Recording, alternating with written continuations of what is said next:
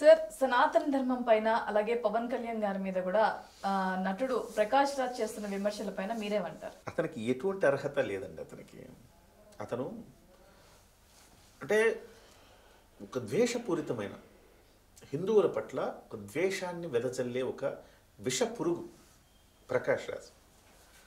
ప్రతిదానికి హిందువుల్ని విమర్శిస్తూ మైనారిటీలను పొగుడుతూ వాళ్ళని ప్రశంసిస్తూ వాళ్ళకు మద్దతుగా నిలవటం అనేది గొప్ప అని అనుకుంటాడు.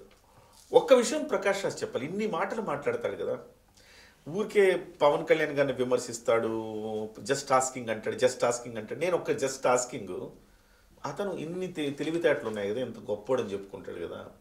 యాప్స్ ఎందుకు చేశాడు? Betting apps. బుద్ధి జ్ఞానం ఉండద్దు, డబ్బులు ఇస్తే ఏ పంటనే తింటాడా? తప్పు కదా అది. ఇవాళ 1600 మంది మరణించారండి తెలుగు రాష్ట్రాల్లో బెట్టింగ్ యాప్స్ కారణంగా. అలాంటి యాప్లో ఎందుకు నటించాడు? సరే నువ్వు నటించావు పో, దగ్గుబాటి రానా కూడా నటించాడు, కానీ అతనే శుద్ధులు చెప్పట్లా. అతనేదో అతని వ్యాపారం అతను చేసుకుంటున్నాడు, అతని వ్యవహారం అతను చేసుకుంటున్నాడు. ఎవరు చేసినా తప్పే బెట్టింగ్ యాప్స్. కానీ మనము దగ్గుబాటి రానాను ఇంకొకళ్ళను ప్రకాష్ రాజును విమర్శించినంతగా విమర్శించక్కర్లా. ఎందుకంటే ప్రకాష్ రాజు చేసేవి తప్పుడు పనులు, మళ్ళీ చెప్పేవేమో నీతులు. సో అతను ఆ రకంగా సనాతన ధర్మం మీద అతను జస్ట్ ఆస్కింగ్, ఎందుకంటే అతను ఉనికిలో ఉండాలి కాబట్టి జస్ట్ ఆస్కింగ్ అని ఏదో ఒక విషపు మాటలు మాట్లాడుతుంటాడు ప్రకాష్ రాజు.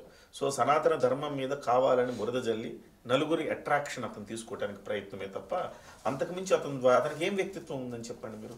రీసెంట్ గా నేను చేసినది 2 years back video. 2 years back మాత్రం అది ఒప్పు అవుతుందా? కాదు కదా. 2 years బ్యాక్ చేసినా కానీ నువ్వు అది ఇప్పటికీ అతనిది ఆ రమ్మీ అనేది వస్తూనే ఉంది, యాడ్ వస్తున్నప్పుడు అతను ఒప్పందం చేసుకున్నాడు. ఇన్ని సంవత్సరాలు అతను ఉండాలని ఒప్పందం చేసుకున్నాడు. ఒక్క రోజైనా కానీ నువ్వు చేయడం నువ్వేమన్నంత అమాయకుడువా, చిన్నపిల్లోడువా? జస్ట్ ఆస్కింగ్ అని అందరిని ఆస్కింగ్ అంటుంటావు కదా, మరి నీకు తెలియదా మాత్రం? బుద్ధి జ్ఞానం ఉండాలి కదా.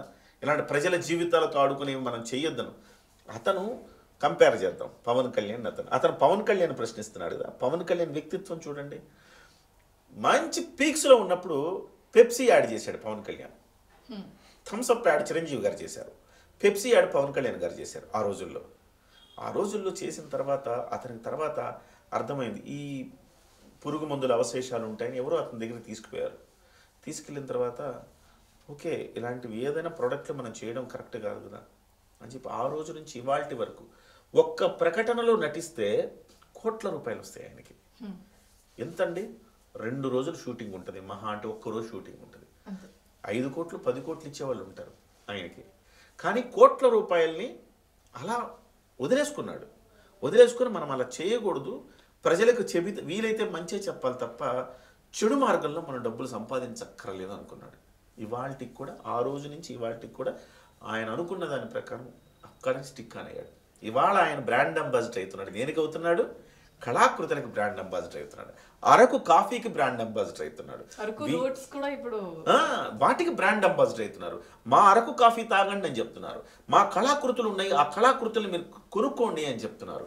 దేశంలో ప్రధానమంత్రి దగ్గరికి కలిసినా లేకపోతే రాష్ట్రపతి దగ్గరికి కలిసిన నా పల్లెల్లో మా కళాకారులు వేసిన కళాఖండాలండి ఇవన్నీ చెప్పి అమ్ముతున్నారు, వాళ్ళకి ప్రజెంటేషన్ ఇస్తున్నారు.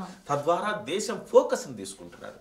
₹1 లాభం లేని వాటిని ప్రచారం చేస్తున్నాడు. ఆయన ఎక్కడ ఇలా బెట్టింగ్ యాప్స్ చేసుకునే ప్రకాష్ రాజ్ ఎక్కడ జస్ట్ ఆస్కింగ్ అంతే. స్థాయిని చూసి మాట్లాడాలి అని అంటారు.